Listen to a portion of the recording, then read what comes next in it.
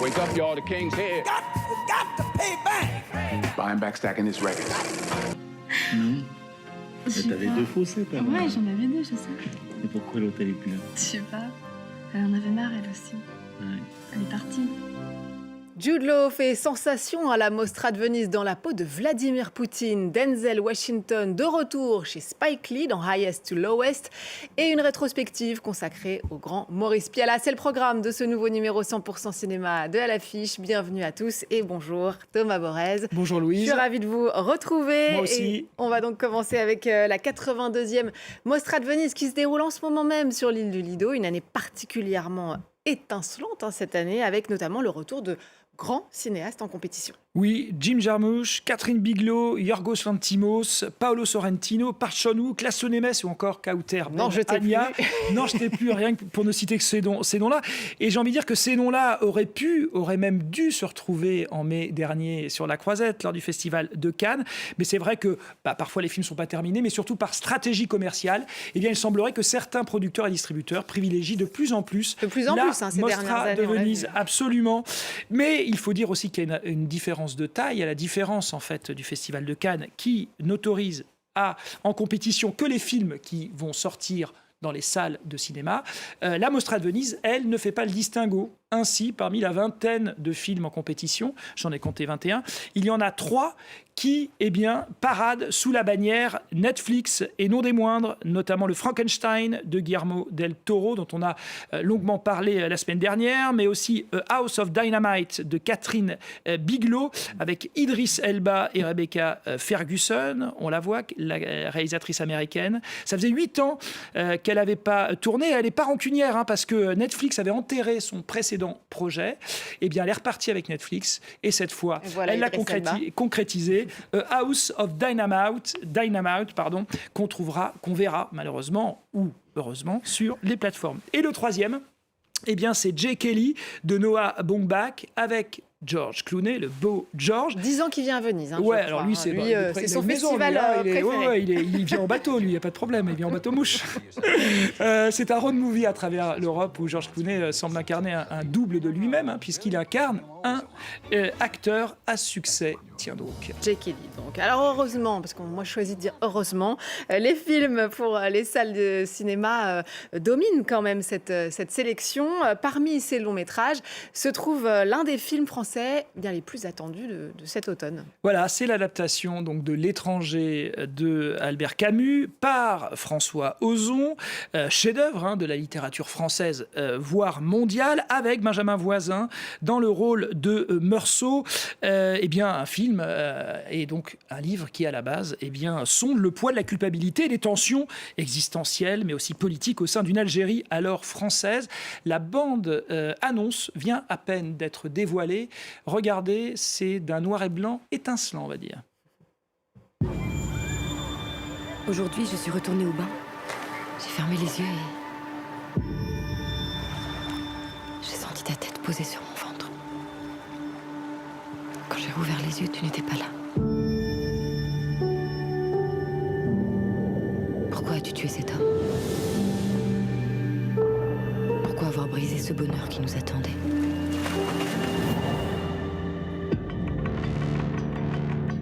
Vous portez en vous le poids d'un péché dont il faut vous débarrasser. Il y a des choses dans votre geste qui nous échappent et nous avons besoin que vous nous aidiez à les comprendre. Voilà, et autre film très remarqué à Venise, c'est celui d'Olivier Assayas, alors qui voit Jude Law incarner un certain Vladimir Poutine. Oui, ça s'appelle Le Mage du Kremlin, et en fait c'est une adaptation d'un roman du même nom, de politique plus ou moins fictionnée, autour de l'ascension au pouvoir dans les années 90, de l'actuel homme fort de la Russie. On le voit. Il n'y a qu'une photo qui a filtré pour l'instant. Pour l'instant, il n'y a pas de bande-annonce, il y a un extrait avec Paul Dano, mais il n'incarne pas Vladimir Poutine. Et on va l'écouter, Jude Law, comment on entre dans la peau de cet homme fort de la Russie. Il semblerait que ce soit une affaire surtout capillaire. Écoutez. Olivier et moi avons très tôt convenu qu'il ne s'agissait pas d'imiter Vladimir Poutine et qu'il ne voulait pas que je me cache derrière une prothèse. Néanmoins, il travaille avec une équipe de maquilleurs et de coiffeurs extraordinaires qui disposaient de nombreuses références sur cette période de la vie de Poutine. Et nous avons simplement essayé de trouver des traits de ressemblance avec moi. C'est incroyable ce qu'une bonne perruque peut faire. On a hâte de voir le résultat dans le film. Alors, on va enchaîner avec le nouveau long métrage de Spike Lee, visible. Tiens, on y revient sur Apple TV+, un film de plateforme, donc. Highest to Lowest, c'est un thriller dans lequel Denzel Washington incarne un ponte de l'industrie musicale. Oui, il s'appelle David King et il aurait les meilleures oreilles de la profession. C'est comme ça qu'on le présente dans le film. Et donc, ce magnat vit dans un magnifique penthouse dans les beaux quartiers de Manhattan. Tout va bien jusqu'au jour où son fils est enlevé par des truands qui exigent, on s'en doute, une forte rançon. Au rage, au désespoir, aux richesses ennemies, j'ai envie de dire. Et puis, coup de théâtre, les malfrats sont trompés, en fait. Ils ont kidnappé le fils de son bras droit. Dilemme moral et financier, donc. On regarde. Wake up, y'all. The king's here. Got to pay back. Buying back, stacking his records. It's a lot of money. There's more to life than just making money. It's integrity. That's what you stand for. What you think? I think you gotta be a little crazy sometimes in this world to get what you want. King David, now ain't this something? I got your full attention now, huh? You finally listening to me. Somebody's got Trey. What do you mean somebody's got? Somebody's kidnapped our son. $17.5 million in an all-black Jordan backpack. Try me if you think I'm playing. I ain't got. Alors, Thomas, Spike Lee et Denzel Washington sont des compagnons de route de longue date. Je crois que c'est leur 5e collaboration. C'est ça. En 25 ans. Est-ce que cette complicité se sent aussi dans ce film ? Je dirais que c'est presque même le seul intérêt de ce thriller, cette façon dont la caméra amie, on va dire, de Spike Lee regarde sa star, qu'elle a largement contribué à façonner. On se souvient peut-être de Malcolm X ou encore I Got Game ou Mo Better Blues. Alors pour le reste, ce Highest to Lowest est balourd dans sa forme, c'est-à-dire qu'à aucun moment on ressent le poids supposément moral qui pèse sur les épaules des Washington. Le scénario est cousu de fil blanc. Cousu de fil blanc, puis on a surtout l'impression que Denzel Washington, je parlais de caméra amie, il a l'air tellement à l'aise et tellement décontracté qu'au bout d'un moment, on a du mal à avoir de l'empathie pour lui. Alors, le film est divisé en deux, il y a une partie plus confinée qui, elle, je l'ai dit, met un peu de temps à se mettre en place, et il y a une deuxième partie censément plus dynamique, où là encore, franchement, on n'y croit pas vraiment. J'ai même l'impression que Spike Lee n'y croit pas tout à fait. Bref, ça reste quand même assez faible. Alors, les plus cinéphiles d'entre vous auront peut-être reconnu dans l'intrigue de ce Highest to Lowest, évidemment Thomas Borez, lui, l'a vu. C'est celle d'un film bien plus ancien et plus réussi, je peux le dire. Oui, en fait, c'est un remake, on pourrait dire presque la réadaptation d'un roman, d'un polar, mais c'est surtout un remake de ce film-là, Entre le ciel et l'enfer. C'est un film du maître japonais Akira Kurosawa, qu'il a tourné en 1963. L'intrigue a été transposée dans le Japon des années 60, une société alors en pleine crise existentielle, à l'image du héros qui est incarné par le puissant Toshiro Mifune, qui était vraiment l'acteur presque muse de Akira Kurosawa. Et vraiment là, l'intrigue derrière Kurosawa devient dostoïevskienne. C'est vrai, on se pose la question, ce climat moite rend vraiment compte du poids de la culpabilité.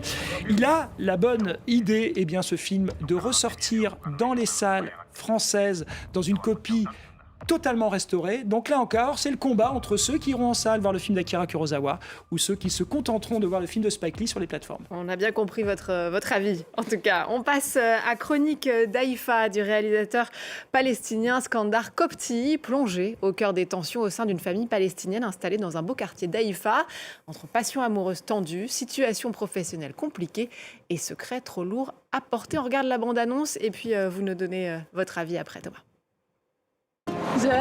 زي لوين؟ نسبة. كيف التعليم ماشي معك؟ خلصت الليلة بدي أفوت على التخت وأحضر لي إشي وأنام.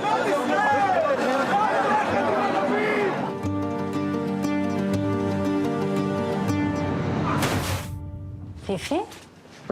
شو؟ ليش عاملة في حالك هيك؟ ولا إشي ماما، طلعت برم. تلبسي قواعي منيحة وبتكملي معنا على حيفا. يا ويلي هسه قد ايه بدهم يعملوا فينا؟ الدخل تاعنا بطل زي الاول. العروس بده يمشي كيف مخطط له بكل شيء. شو مالك؟ شوفي بتقولي انه يحبك. أنا راسها بلا. Voilà, d'abord un mot sur le réalisateur. Il s'appelle Skandar Kopti, vous l'avez dit. C'est un citoyen palestinien né à Jaffa, Tel Aviv, et qui avait réalisé, plutôt co-réalisé, l'impressionnant Ajami. C'était en 2009, avec un réalisateur israélien, Yaron Shani. Et ce film Ajami entremêlait plusieurs histoires en parallèle et déjà essayait de dresser des ponts, voire des dissensions entre différentes communautés. Là, c'était la communauté arabo-musulmane, chrétienne et juive. Eh bien, cette structure, il la retrouve aussi pour ses chroniques d'Haïfa, mais cette fois au sein même d'une famille palestinienne basée à Haïfa. Et on va suivre 4 d'entre eux et on va voir comment ces 4 histoires vont les enfermer, vont les prendre au piège de leurs propres dissensions. C'est une lecture forcément qui sonde l'actualité. Bon, c'est un projet qui remonte longtemps, mais quand même, on sent quand même qu'il est brûlant d'actualité et les effets de mise en scène ne sont jamais gratuits. Bref, c'est une très très belle surprise. Voilà pour les chroniques d'Haïfa. On va terminer avec une grande rétrospective consacrée à l'un des plus grands réalisateurs du cinéma français, Maurice Pialat. Voilà, et elle court à la Cinémathèque française jusqu'au 1er octobre. Il faut bien un mois entier pour s'engouffrer dans cette œuvre puissante, abrasive, rugueuse, qui sait aussi se montrer sentimentale. C'est vrai que Maurice Pialat, dont on voit le beau portrait ici, traîne une réputation de cinéaste tempétueux, propre à secouer ses collaborateurs sur ses tournages.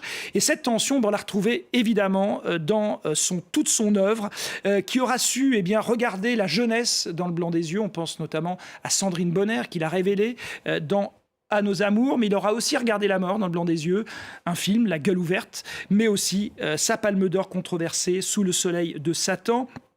Gérard Depardieu, Isabelle Huppert, Jean-Yann, Marlène Jobert ou encore Jacques Dutronc, son mémorable Van Gogh. Voilà, c'est une œuvre monde, une œuvre plastique assez saisissante. Le plus haut degré de l'amour ne connaît que oui et non, point d'intermédiaire, point de purgatoire, rien que le ciel et l'enfer, c'est ce que disait Maurice Pialat. C'est donc à prendre ou à laisser. Maurice Pialat, disparu en 2003, qui aurait eu 100 ans donc cette année. Merci beaucoup Thomas, merci à la semaine prochaine et merci à vous de nous avoir suivis. N'oubliez pas de nous retrouver sur france24.com ainsi que sur tous nos réseaux sociaux. On se quitte donc sur des images de quelques-uns des plus beaux films de Maurice Pialat. Je vous laisse découvrir et vous dis à très vite.